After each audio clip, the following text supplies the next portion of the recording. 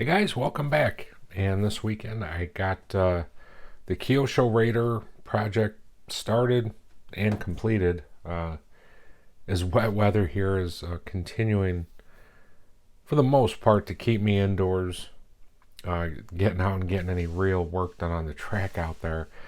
Other than driving the Hammer Ray this weekend, this is what I worked on, and it's not like the car was a complete wreck and I needed to do a bunch of stuff.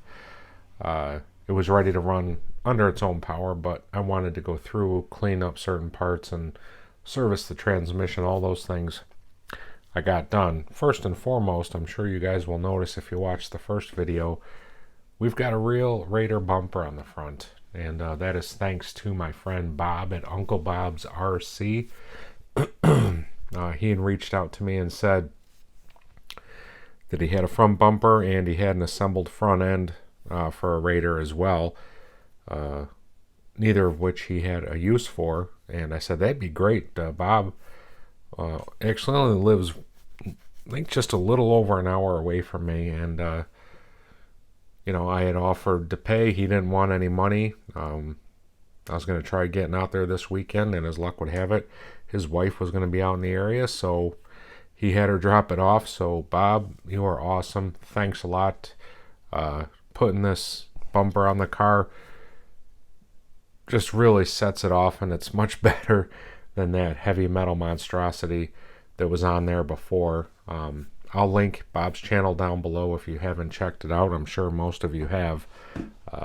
Bob is a real very knowledgeable on a lot of RC things, especially when it comes to Tamiya's. So once again, Bob, thanks a lot for that. And I'm calling this one pretty much done. I might decal the windows if I can come up with something. Otherwise, I just might keep it. Now, going through this car, I'm not calling it a restoration because that's really not what I did. I just cleaned it up and updated the electronics, as you can see.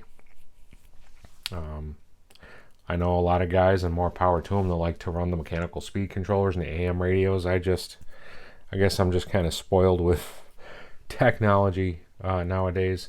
So I've got a Spectrum SLT2 radio system in there.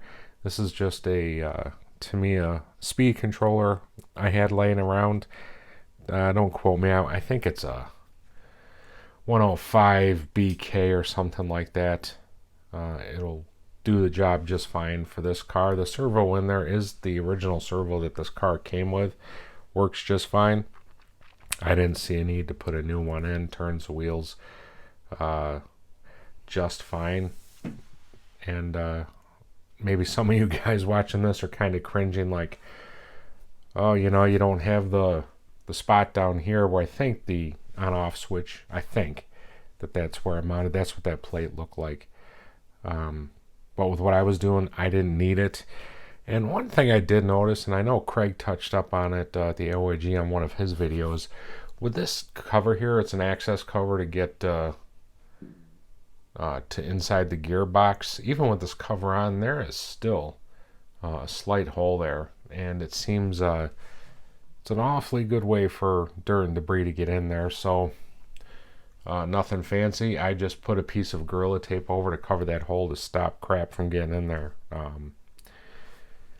So yeah, aside from removing those electronics, I really didn't do anything special. I took the entire car apart, and I don't know how it's going to show up on video. I did clean it up, did clean up the tires and wheels as well. But in areas, it's still kind of dirty. But, this car is going to be a runner, so I'm not too awfully worried about it. I'm not real knowledgeable on the Raider as it is. Like I said, I've just watched Craig and Adam's videos on it, and it was an interesting RC from way back when I was a teenager, and I just thought it would be nice to have one in the collection. The tires, they're serviceable. They're pretty hard, and I know Hornet tires will fit on the rear, and I think I have a set laying around here that are slightly used, but for now I just put the originals back on here. These were glued, but with age, that glue was just very brittle and coming apart. I didn't bother to glue them back onto the rims. I'm not running serious power. And speaking of power, we are still sporting the Kyosho Le Mans stock motor, the 05. You know, plugged everything in when I put it back together and gave it a test run. Motor works, you know. When it's running, it smells old, so you know, who knows? It might not last that long, and if that's the case, we'll address it when that possibly pops up. Hopefully it doesn't. The gearbox. Craig, your recent upload of a differential issue that you had was extremely helpful to me. I took the gearbox apart. The gears were kind of... the internal transmission gears looked fine. They were pretty dirty. Some really thick old grease in there. And I took all that out, cleaned it up the best I could without being real obtrusive about it. But I did notice that the pinion gear was one of those brass pinion gears that you see in a lot of the Tamiyas.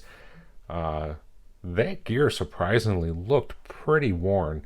I'll put a picture in here right about now so you can check it out. It's not a great picture anyways. But I found...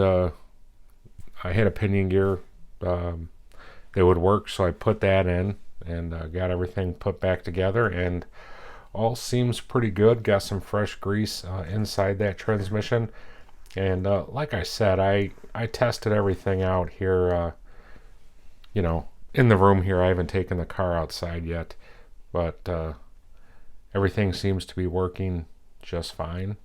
And like I said, it's not... it is not a pristine shell piece. You know, doing this, it wasn't my intention. I just wanted to get a running Raider for the collection, and hopefully, you know, maybe next weekend is probably about the closest I'm looking to doing it. Hopefully I can get it out there and get a quick run video done for you guys and get that posted up if you'd be interested in seeing that. And you know, if there is a summer series, you know, let me know if you guys want to see this car out there running in the series.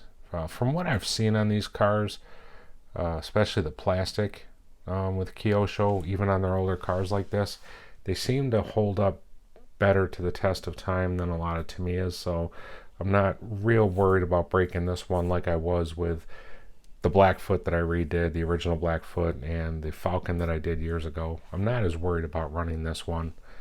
So yeah, that's really about all I did. I did replace the bushings and the wheel hubs in the back with bearings because I had some on hand.